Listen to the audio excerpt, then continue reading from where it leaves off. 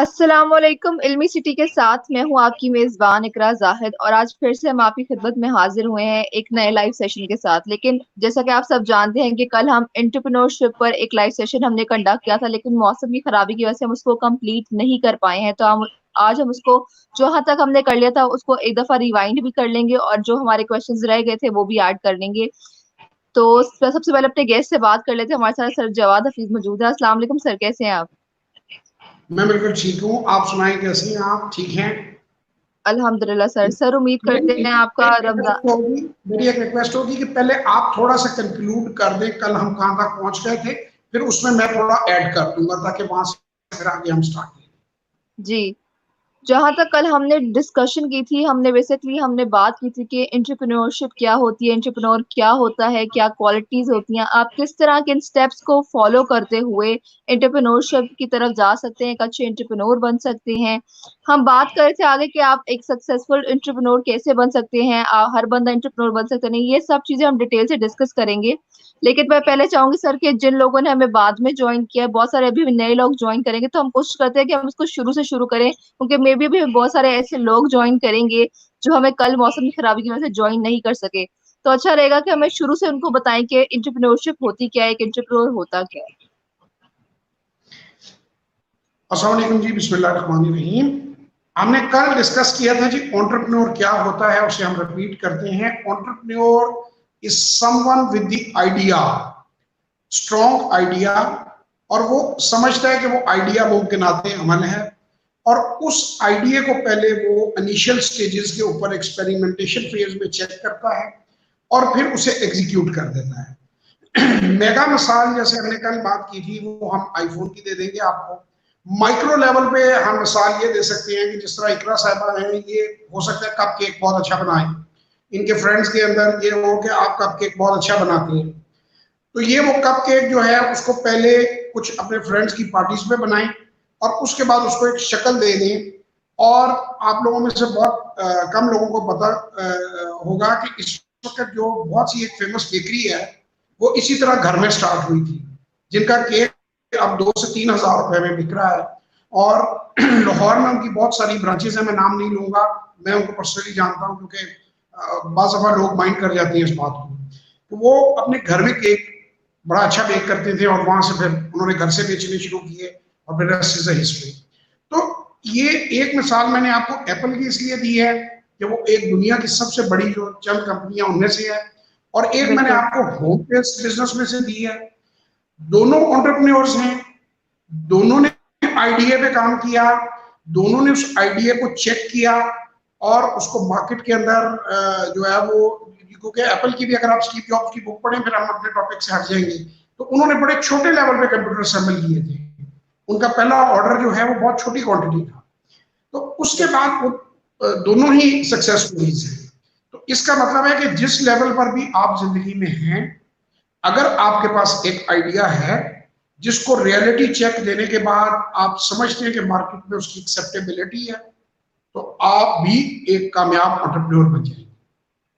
जी sir, आपने ये जो केक की एग्जांपल दी है वो काफी यूजफुल रहेगी, क्योंकि बहुत सारी ऐसी लेडीज होंगी जो शायद हाउस होल्ड अपना मैनेज करती है, उनको लगता होगा कि वो क्या बिजनेस कर सकती हैं या वो कैसे एंटरप्रेन्योर कर सकती हैं। तो ये उनके लिए बहुत ज्यादा इंस्पिरेशन बन सकती है कि अगर वो कुकिंग एक्सपर्ट है या उनको कपड़े सीना अच्छा लगता है, तो वो भी अपने आप को एक एंटरप्रेन्योर की सूरत में देख सकती हैं। तो सर, कि मैं आपसे अगली बात ये करना चाहूंगी कि हर चीज को गेन करने के लिए कुछ स्टेप्स फॉलो करने होते हैं, कुछ स्टेप्स होते हैं कुछ चीज को बनने के लिए। तो एक एंटरप्रेन्योर बनने के लिए आपको क्या चीजें हैं, क्या स्टेप्स को फॉलो करना पड़ेगा? जिस तरह मैं यहाँ पे आपको ये भी ऐड कर दूं, ये मेरे बड़े एक करीबी हैं जानने वाले, उनका भी मैं नाम नहीं लूंगा क्योंकि वो जैसे वो पसंद करे या ना करे, उन्होंने अपने बिल्कुल। होम में ये काम शुरू किया, होम किचन के अंदर फूड का। और वो बॉक्सेस जो हैं वो सप्लाई करते हैं ऑफिस को, फैक्ट्रीज को, बहुत सारी जगहों के ऊपर लोगों के पास 200-300 वर्कर तक होते हैं, तो उनको लंच देते हैं, ऑफर करते हैं। तो ये भी एक बहुत अच्छा बिजनेस है। लेकिन फिर मैं अपनी बात यही रिपीट करूंगा, जैसे हमने कप केक की बात की, केक की बात की, कि पहले आप उसे एक माइक्रो लेवल के ऊपर टेस्ट कर लें। आप उसका ऑब्जेक्टिव पैसे कमाना नहीं होना चाहिए, उसका ऑब्जेक्टिव मार्केट फीडबैक होना चाहिए कि आपको जी। वो फीडबैक 8-10 लोगों से अच्छी मिल जाए, तो फिर आप उसको बड़े बिजनेस की शक्ल दें, वरना ऐसा ना हो कि आप शुरू में ही लार्ज स्केल लेकर जाते हैं और वो आपके फिर सरमाया डूब जाए और आपको एक्सेप्टेबिलिटी ना मिले। अब हम कहते हैं कि एंटरप्रेन्योर की क्वालिटीज क्या होती हैं। बिल्कुल। सबसे बड़ी क्वालिटी उसमें होती है जुनून, passion, passion to pursue a dream. एक ख्वाब जो आपने देखा है, उस ख्वाब को शक्ल अमली करने की ख्वाहिश। लेकिन इसके साथ एक रियलिटी चेक बड़ा इंपॉर्टेंट है। अक्सर लोग जो है वो कामयाब लोगों को देख के, किसी बड़े एक्टर को देख के कहते हैं मैं एक्टर बन जाऊंगा, कोई बड़ी फैक्ट्री देख के वो कहते हैं मैं भी ये लगा लूंगा। आप उसका रियलिटी चेक लेना है कि क्या वो चीज हो भी सकती है, और बाद सूरत में उसको मॉडिफाई करना पड़ता है। यानी आपका ओरिजिनल मॉडल ऑफ बिजनेस, जैसे बड़े कम लोगों को पता है YouTube was a dating site, it flopped like anything, fail. उन्होंने इसको फिर चीज दिया तो डालने का इसको, और फिर देखें आप किस तरह की कामयाबी उन्होंने हासिल की आपके सामने। तो ये पैशन, रियलिटी चेक। फिर आप जब स्टार्टअप लगाते हैं तो आप स्टार्टअप समझें कि एक जैसे छोटा बच्चा पैदा होता है, तो शुरू में आप ये एक्सपेक्ट नहीं करते कि वो बच्चा आपको कुछ कमा कर दे या कोई आपको फेवर दे।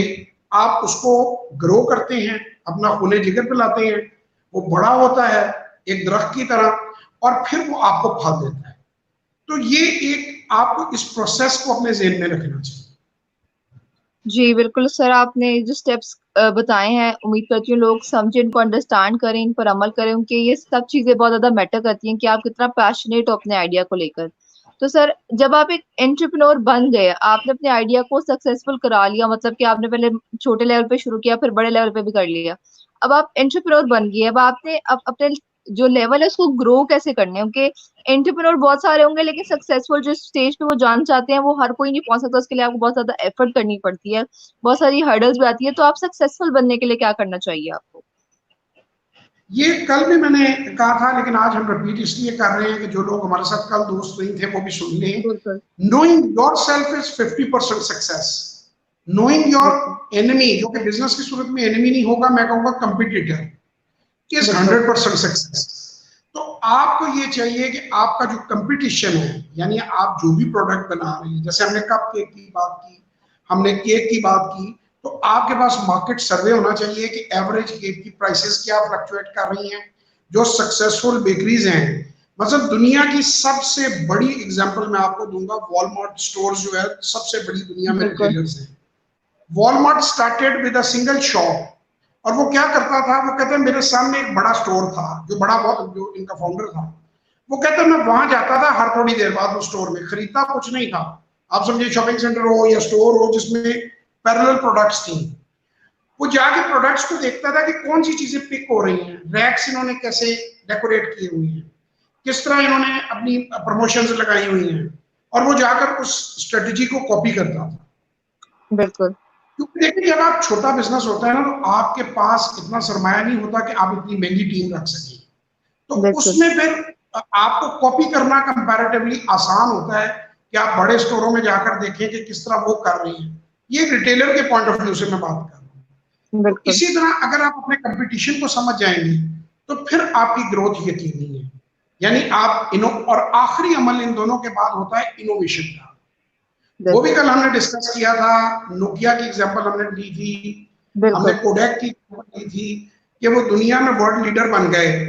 कामयाबी, देवर बिगर देन कामयाबी, कामयाबी का लफ्ज छोटा पड़ गया, और उनकी कामयाबी जो है वो उस बाउंड्रीज को भी क्रॉस कर गई। गलती उनसे क्या हुई कि उन्होंने इनोवेट नहीं किया, कि उन्होंने चेंज को नहीं देखा। सो स्टेप 1 हमारे पास हो गया कि बिजनेस ग्रो करना, एक्सपेंशन के लिए हो गया अपने कंपटीशन और मार्केट की प्राइस को स्टडी करना, और आखिरी जो है कंटिन्यूस इनोवेशन करना, वरना आप हिस्ट्री हो जाएंगे। बिल्कुल। सर, जैसे आपने सरमाई की बात की, यहाँ से मैं एक और क्वेश्चन जो ऐड करना चाहूंगी। कुछ लोग कहते हैं हमारे पास पैसे नहीं है, या अगर मेरे पास कुछ पैसे ही नहीं है तो मैं अपना कैसे कारोबार शुरू कर सकती हूँ, कैसे एक एंटरप्रेन्योर बनना शुरू कर सकती हूँ? तो उनके लिए आप क्या सजेस्ट करेंगे? देखें आज की दुनिया में तो बिजनेस करना आसान ही बहुत है। देखें आप 3-4 चीजों को सिलेक्ट कर सकते हैं। आप सेल्स में जा सकते हैं, आप सर्विसेज में जा सकते हैं। मसलन आपके हर घर में एसी मौजूद है, हर घर में कंप्यूटर मौजूद है, हर घर में गैस के अप्लायंसेस मौजूद है।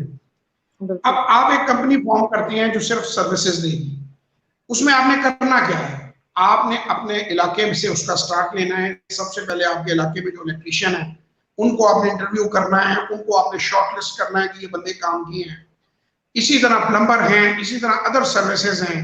जैसे मैंने कल भी जिक्र किया था कि पानी का पंप जो है, वाटर पंप ऑलमोस्ट हर घर के अंदर है। अब किस कैपेसिटी का पंप आपको डोमेस्टिक घर के लिए चाहिए, उसकी कितनी ऑप्शंस है, ये रिसर्च करके किसी बंदे ने रखी हो, वो अपने सोशल मीडिया पे व्हाट्सएप ग्रुप से शुरू करे और उसके बाद फेसबुक, यूट्यूब, हर जगह अपने आप को एडवर्टाइज करे।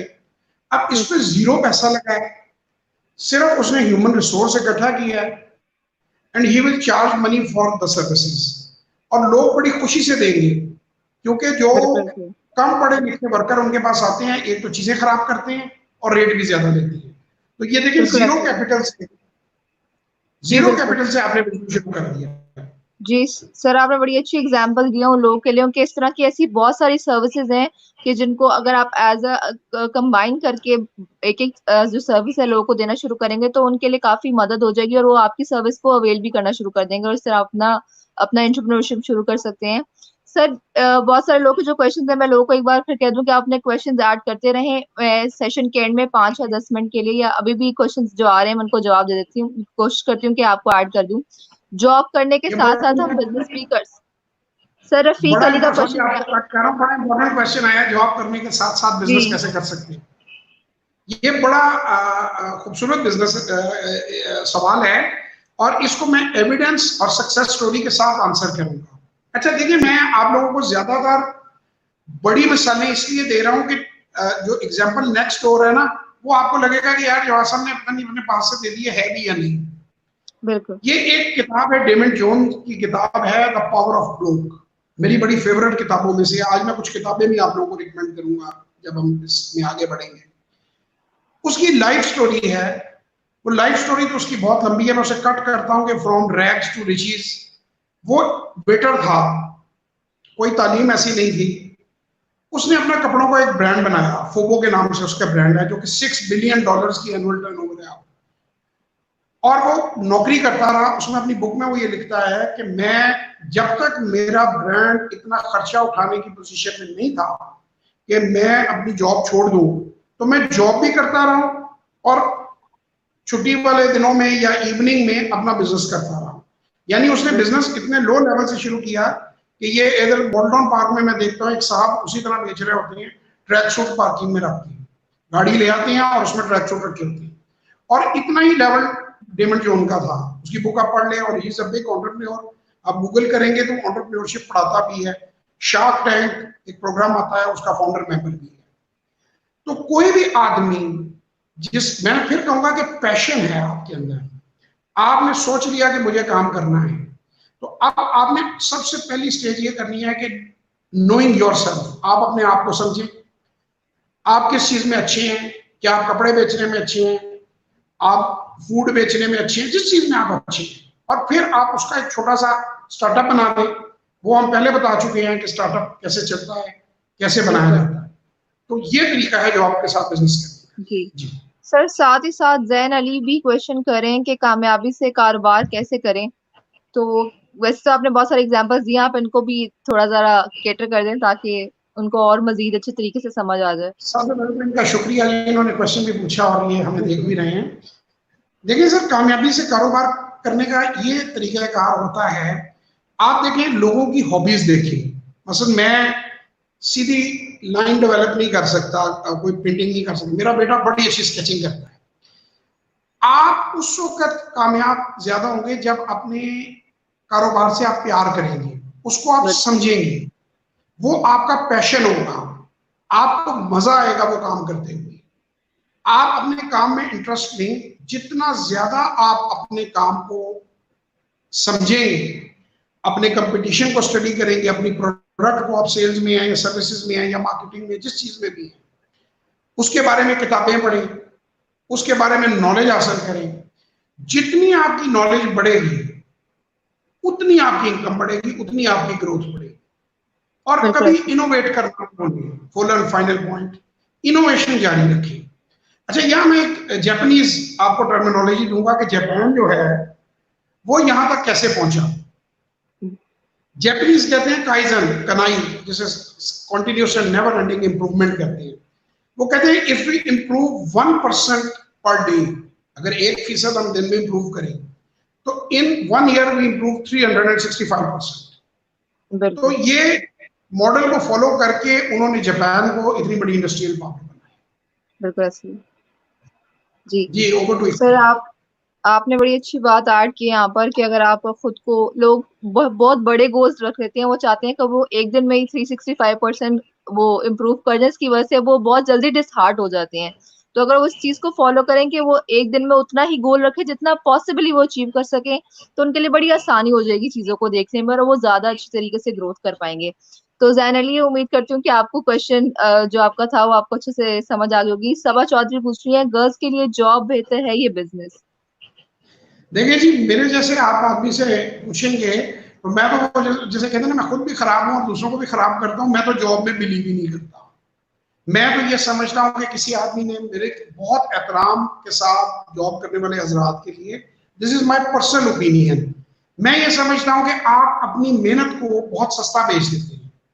देखें, आप ठीक। पैसा कमा के किसी को दे रहे हैं तो वो आपको तनख्वाह दे रहा है, कोई बंदा अदरवाइज आपको तनख्वाह नहीं देगा। तो इस पे बिल्कुल कुछ लोग मुझसे नाराज भी हो जाते हैं। मेरा जो अपना चैनल है उस पर भी लोग नीचे लिख देते हैं कि जी आप जॉब को अच्छा नहीं। मैं सबसे बड़ी एग्जांपल आपको नबी करीम सल्लल्लाहु अलैहि वसल्लम की देता हूँ कि 10 में से 9 हिस्से कारोबार में और 1 हिस्सा नौकरी में है। तो फिर अब मेरा जवाब जो है उससे उससे बड़ी एग्जांपल मेरे पास नहीं है। बिल्कुल। तो सर, अगर तो सबा मैं की तो बात रही जी, पहले एक और क्वेश्चन ले लेते हैं जाहिदा बानो का। वो कहती है, sir Jawad, after study business start करने का सही टाइम और तरीका क्या है? सही टाइम आज है। बिल्कुल। एक किताब है पावर ऑफ नाउ। जो सोचते रहते हैं वो जिंदगी में कभी कुछ नहीं कर पाते। मैं कतन ये नहीं कह रहा कि सोचे समझे बगैर सुसाइडल अटेम्प्ट्स किए जाएं, मैं ऐसी बात कभी किसी को नहीं कहता, लेकिन आज का दिन ही शोर है। आज ही वो दिन है जब आपको शुरू करना चाहिए। तरीका बिल्कुल हमने प्रोग्राम के शुरू में भी बताया है, वो फिर रिपीट हो जाएगा। अगर आप शुरू से इसको रिवाइंड करके प्रोग्राम को देखेंगे तो आपको स्टार्टअप का तरीका मिलेगा और बगैर पैसों के बिजनेस करने का तरीका मिलेगा। लेकिन टाइम का मैं आपको फिर रिपीट करूंगा, today is the time, now is the time. एक अंग्रेजी में कहावत भी है और ये एचआर जो है उसको पढ़ाते भी हैं आप अमेरिका में, too much of analysis leads to paralysis. यानी जरूरत से ज्यादा तहकीक आपको पैरालाइज कर देती है, आपको जमा देती है, आप जमूद का शिकार हो जाते हैं। मैं हमेशा लोगों को कहता हूं कि पानी जब चल रहा होता है ना तो वो अच्छा लगता है, उजला लगता है, खुशबू आती है। जब उसे पौंड में खड़ा करते हैं तो उसमें से बदबू आनी शुरू हो जाती है। बिल्कुल तो सही। जिंदगी का नाम ही चलना है, तो आज से बिल्कुल चलना शुरू करें। जी, बहुत शुक्रिया सर। इसके बाद मैं आमिर का भी क्वेश्चन ऐड कर दूं। सर, मैं अपना नया बिजनेस स्टार्ट करें और उसमें नुकसान हो जाए तो फिर जॉब कर लेनी चाहिए या क्या करें? देखिए, जॉब अगर तो आपके, देखिए हर इंसान के ना हालात जो है वो मुख्तलिफ होते हैं। बिल्कुल मैं स्टीव जॉब्स को काफी मैंने रिसर्च किया, उसमें मैंने पढ़ा, जॉब्स की जो किताब है वो ये कर रहा था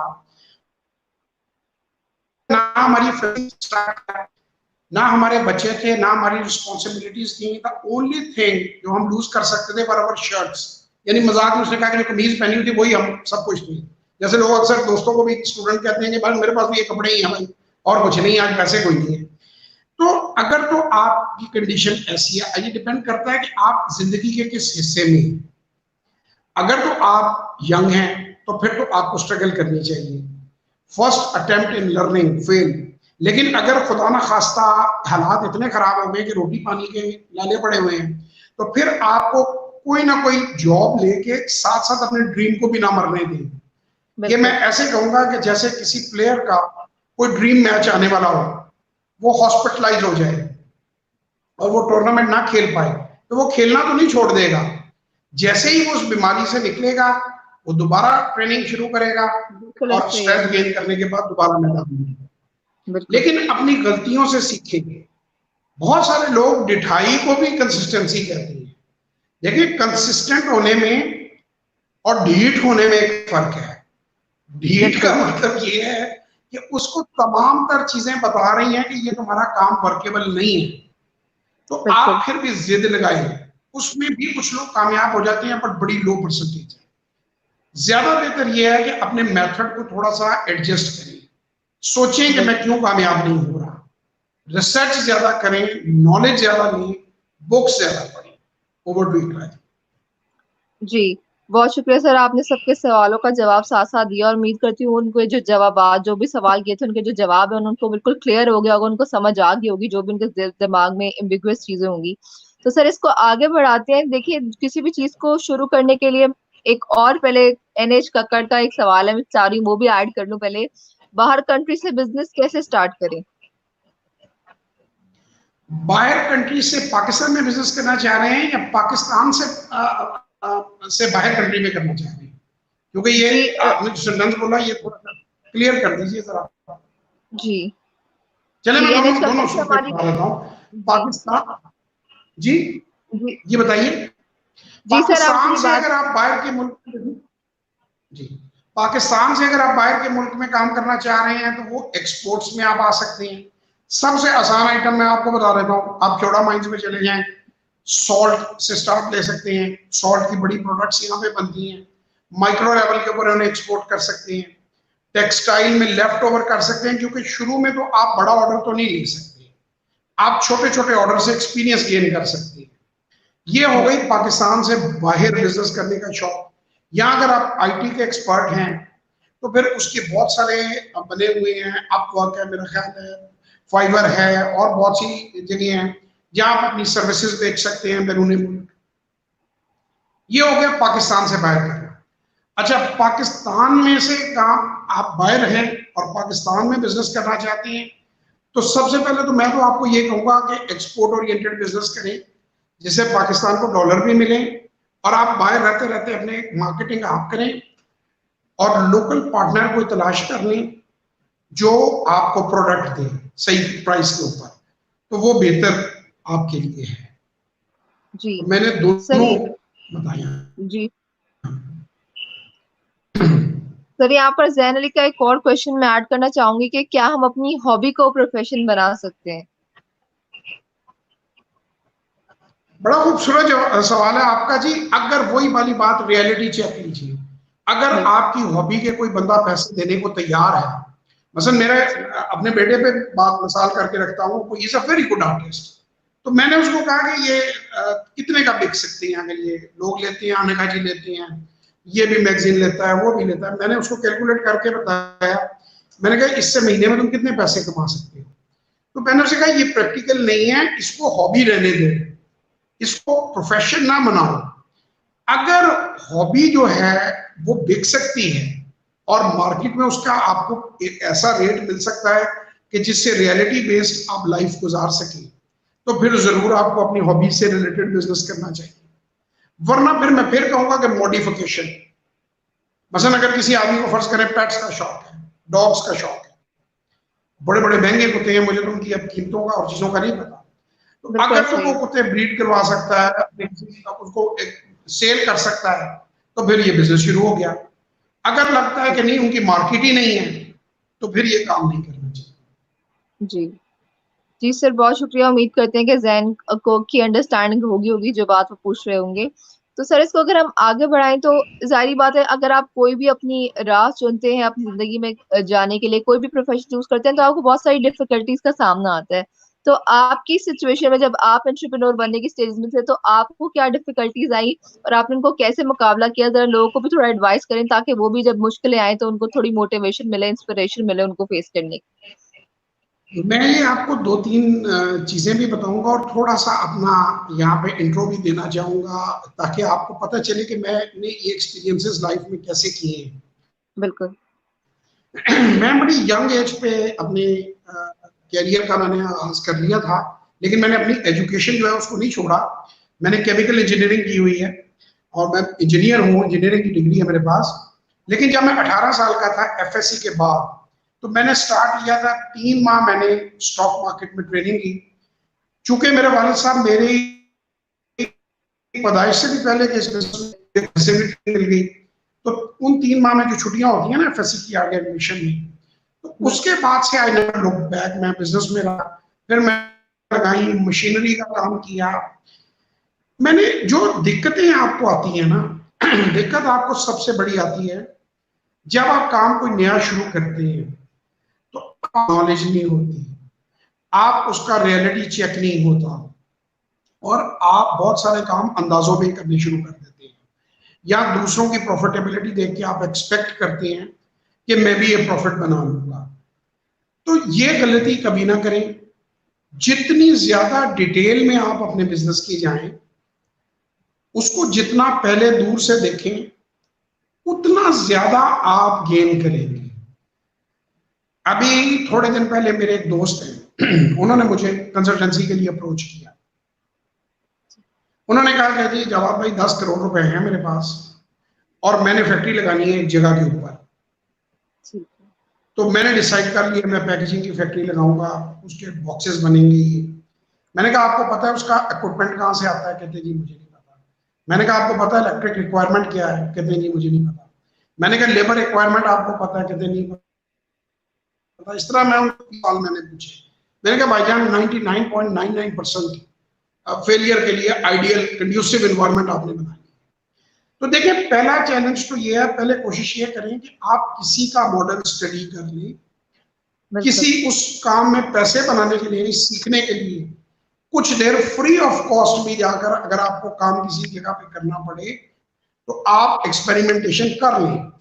वरना बाद में क्या होगा, जब आप इंफ्रास्ट्रक्चर खड़ा कर देंगे तो आपको डे टू डे बेसिस पे लॉसेस होने शुरू हो जाएंगे और आपका सारा कैपिटल ज़ाया हो जाएगा।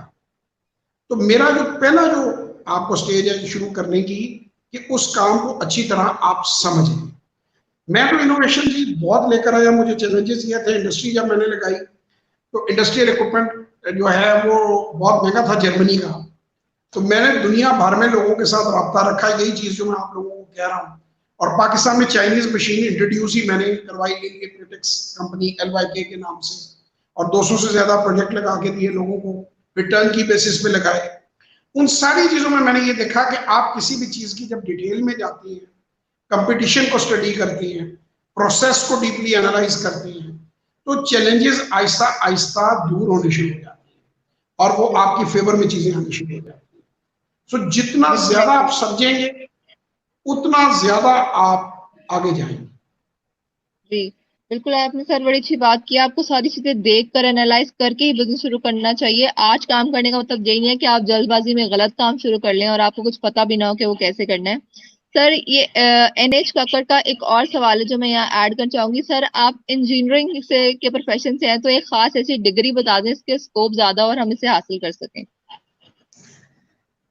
ये बड़ा इंटरेस्टिंग बात है। देखिए मैं एक बात बताऊं, डिग्रियों का स्कोप नहीं होता, बंदों का स्कोप होता है। मैंने जो डिग्री ली है, मैंने सारी जिंदगी वो काम नहीं किया। जब मैंने डिग्री क्यों ली थी, मेरे वालिद साहब जो है, आप लोगों को पता होगा 47 में लोग माइग्रेट करके इंडिया से आए, तो मेरे फादर बहुत छोटे थे उस वक्त। तो मुझे उन्होंने ये कहा कि यार बंदे के पास एक प्रोफेशनल डिग्री होनी चाहिए। उसका फायदा ये होता है कि वो जिंदगी में कभी भी कोई प्रॉब्लम आए तो वो जॉब उसको आसानी से मिल जाती है, तो तुम प्रोफेशनल डिग्री ले लो। बाद में मुझे ये पता चला कि सिर्फ जॉब नहीं मिलती, उसका बिजनेस बहुत अच्छा चलता है जब आपका माइंड टेक्निकल होता है। देखें आप, मैं फिर वही बात रिपीट करूंगा, नोइंग योरसेल्फ, ये खुद की शिनाख्त, ये भी बड़े लोग वर्कशॉप्स अटेंड करते हैं। आप खुद को समझे ना कि what you are good at, उसके मुताबिक डिग्री लेंगे तो आप ज्यादा प्रोडक्टिव बनेंगे। अगर मेरी सजेशन पे आप डिग्री लेंगे, मैं हो सकता है आपको डॉक्टर बनने का मशवरा दे दूं, आपका माइंड मैथमेटिक्स वाला हो, तो आप ये समझिए कि मेरी शख्सियत क्या है। और जब आप जिंदगी में किसी चीज पे भी कन्विंस हो जाए ना, तो मेरा ये मानना है आप वो कर सकती है। लेकिन आवाज यहां से आनी चाहिए आपके दिल से कि हाँ यार मैंने ये करना है। तो कोई भी डिग्री ले लें आप कामयाब हो जाएंगे। अच्छा, यहाँ मैं थोड़ा सा आपको बताऊं, क्योंकि इतना टाइम नहीं है हमारे पास, क्योंकि वो तो बहुत डिटेल में चीजें पड़ी हुई हैं। ये मेरा नाम अगर आप गूगल करेंगे तो आपको मैंने कासिम अली शाह फाउंडेशन पे बी एन एंटरप्रेन्योर शाह साहब के साथ प्रोग्राम दिया, जिसके 4 बैच हमने निकाले हैं। तो वो 28 से ज्यादा रिकॉर्डिंग्स पड़ी हुई हैं मेरे यूट्यूब चैनल पे। अब उसमें काफी डिटेल में बातचीत है, इतनी डिटेल इकरा और मैं डिस्कस नहीं कर। तो अगर आप लोग वो देखना चाहें तो आपको सीखने को मिलेगा। आप मेरा नाम स्पेलिंग आ रहे हैं, आप गूगल कर लीजिए या यूट्यूब पे जाके सर्च कर लीजिए, आपको वो मिल जाएगा। जी, ओवर टू यू। जी जी सर, आपने शुरू में कुछ ऐड किया था कि आप कुछ बुक्स बताएंगे, लोगों को सजेस्ट करेंगे। तो यहाँ पर एक कमेंट में एक बंदे ने भी आपसे पूछा था कि अगर आप उनको कुछ उर्दू रिलेटेड बुक्स भी बता दें। एनएच कक्कड़ का ही सवाल था कि अगर आप अच्छी उर्दू बुक्स बता दें कि उनके लिए जरा ज्यादा आसानी होगी, उर्दू की उनकी अंडरस्टैंडिंग ज्यादा अच्छी होगी, तो ऐसी उर्दू बुक्स जो जिससे बिजनेस से रिलेटेड वो सीख सके। ये काम मैंने, उर्दू तर्जमे अवेलेबल हैं कईयों के। मसलन मैंने रिच डैड पुअर डैड का खुद मुझे किसी ने भेज दिया था व्हाट्सएप पे, अमीर बाप गरीब बाप को इस तरह से लिखा हुआ था उन्होंने। तो मैं चूंकि उर्दू की मैंने किताबें ये वाली पढ़ी नहीं है बिजनेस की, लेकिन अक्सर बुक्स जो फेमस हैं उनके उर्दू तर्जमे कराची में पब्लिशर से मिल जाते हैं। अगर ये अपनी उसके ऊपर हंटिंग जारी रखेंगे ना नेट पे, अंग्रेजी की मैं बता देता हूँ, उनके मसलन डेल कार्नेगी की किताब जो है how to stop working start living, हर जगह इसका तर्जुमा है। ये तो मैंने खुद दुकानों में पड़े हुए देखे हैं। तो आप बुक्स मैं आपको बता देता हूं, आप तर्जुमे उनके जो हैं वो तलाश। एक बड़ी खूबसूरत किताब है, तकरीबन 100 साल हो गए उस किताब को, आज भी मैं समझता हूं कि वो नंबर 1 बुक है। मैंने अपने बेटे को कहा था कि बिजनेस में that is the ultimate book, think and grow rich, Napoleon Hill की किताब है। इसका भी उर्दू तर्जुमा मैंने कहीं ना कहीं देखा है। ये एज इट इज ट्रांसलेट हुई होती है, तो ये आप जरूर पढ़ें किताब जो है। Rich dad poor dad Robert Kiyosaki की किताब है, वो आप जरूर पढ़ें। इसकी एक किताब है why A graders work for the C graders, जो बड़ी खूबसूरत किताब है। ये एक्सप्लेन करती है कि जो किताबी कीड़े हैं उनको सी ग्रेडर्स कैसे लाइफ में बीट कर देते हैं। They are smarter, they are spirit, वो डिसीजन लेते हैं। इसके बाद what they don't teach you at Harvard है। इसके बाद आया कोका साहब की ऑटोबायोग्राफी में बताऊंगा। मैं कोशिश कर रहा हूं कि मुख्तलिफ राइटर्स की बताऊं, वरना एक एक की 20-20 किताबें भी हैं। जो आपको 2 किताबें बताना चाहूंगा। एक है फर्स्ट 20 आवर्स और दूसरी है पर्सनल एमबीए। ये बड़ी खूबसूरत किताबें हैं दोनों, जॉश कॉफमैन की, ये आप जरूर पढ़ें। साइमन साइनिक की किताब है स्टार्ट विद व्हाई। तो ये इतना अगर मैं लिस्ट करता गया ना तो ये रात 8-10 बज जाएंगे। मेरा ख्याल इतनी काफी है। यहाँ बुक्स जो है, मैंने कहा अगर मैं बोलता गया तो रात तक कम बोलता जाऊंगा मैं बुक्स के नाम। तो काफी बता दी है या और बताऊं? नहीं नहीं सर, बहुत शुक्रिया, आपने बहुत सारी बुक्स ऐड कर दी हैं। लोगों के लिए उम्मीद करती हूँ उन्होंने नोट कर लिया हो कि उन्हें कौन कौन सी किताबें चाहिए। अगर आपने नोट नहीं किया तो आप लाइव सेशन को दोबारा हम इसको जब पोस्ट करेंगे, आप तब भी इसको अपनी रिक्वायरमेंट सिचुएशन पर जाकर देख सकते हैं कि आपको कौन कौन सी बुक्स चाहिए। तो सर, आपने फाइनल मैसेज जो ऐड किया वो बहुत अच्छी किताबें बताई हैं ताकि लोग इसे सीख सके, पढ़ सकें। तो इस सेशन को वाइंड अप करते हुए सबसे पहले मैं आपका शुक्रिया अदा करना चाहूंगी कि आपने हमें ज्वाइन किया, हमारी ऑडियंस को इतने अच्छे मशवरे दिए, उनके हर तरह के सवाल का जवाब दिया ताकि अपनी जिंदगी में और अपना जो भी बिजनेस शुरू कर सकें तो उसमें वो इम्प्रूवमेंट कर सकें। हम कंक्लूड करें, फाइनल मैसेज दो जी। जी सर, इसको कंक्लूड करें हम। कंक्लूड करें जी जी। आप सबका बहुत शुक्रिया जी, इल्मी सिटी का शुक्रिया, इकरा का शुक्रिया और ऑडियंस का शुक्रिया कि जिन्होंने इन बातों को सुना। मैं चंद बातें आप लोगों से करूंगा कि एक तो मेरी रिक्वेस्ट होगी कि नौकरियों के पीछे मत भागें। कोशिश करें कि आपके नौकरियां मिलनी भी नहीं है। तकरीबन 2 करोड़ के करीब, जो कि पाकिस्तान की 50% से ज्यादा वर्कफोर्स बनती है, ये कोविड-19 की वजह से वो फारग हो जाएगी। आप अपने बिजनेस प्लान करें, अपने अंदर वैल्यू डालें, स्किल्स सीखें। एक और प्रोग्राम है, शायद इल्मिसिटी पर भी हम उसे डिस्कस करें, learn to invest in Pakistan stock exchange. वो भी आप गूगल कर ले, मेरा नाम आपको मिल जाएगा। बी एन एंटरप्रेन्योर भी प्रोग्राम है, मेरा अपना भी दिया हुआ है, वो भी आपको मिल जाएगा। और एक प्रोग्राम है बी एन इंट्राप्रेन्योर। मैं 1-2 मिनट में इंट्राप्रेन्योर भी डिफाइन कर दूं आपको। इंट्राप्रेन्योर वो आदमी होता है जो जॉब करते हुए जॉब की अम्ब्रेला के अंदर एक तरह से अपनी कर लेता है अपने ओनर से, percentage basis, salary plus commission base पे। जैसे आपको गूगल के सीईओ जो हैं वो एक इंट्राप्रेन्योर हैं। इसी तरह जो पीएस आजकल बच्चे खेलते हैं प्ले स्टेशन सोनी का, वो भी उन्होंने बनाया है, आप उनको सर्च कर सकते हैं। और बीएन इंट्राप्रेन्योर प्रोग्राम भी पड़ा हुआ है। तो मैं पाकिस्तानियों को, अपने भाइयों को ये कहूंगा कि आपका ऊपर वाला हाथ नीचे वाले हाथ से बेहतर होता है। आप जॉब क्रिएटर बने। अगर जॉब क्रिएटर नहीं बन सकते, कम से कम सेल्फ एम्प्लॉयड बने। नौकरी के पीछे ना भागे, नौकरियां ना मांगे, अपना बिजनेस करें, कामयाब हो और मुल्क को तरक्की दें। ये मेरा लास्ट मैसेज है। जी, बहुत शुक्रिया सर। उम्मीद करती हूँ ये सेशन हमारी ऑडियंस के लिए बहुत ज्यादा फ्रूटफुल रहा होगा, उन्हें बहुत ज्यादा चीजें सीखने को मिली होंगी, मुझे बहुत ज्यादा चीजें सीखने को मिली हैं। तो अगर आप लोग के लिए सेशन फ्रूटफुल रहा है तो इसे शेयर करें बाकी लोगों के साथ भी, ताकि उनके लिए भी कोई फायदा हासिल कर सकें वो इस सेशन से।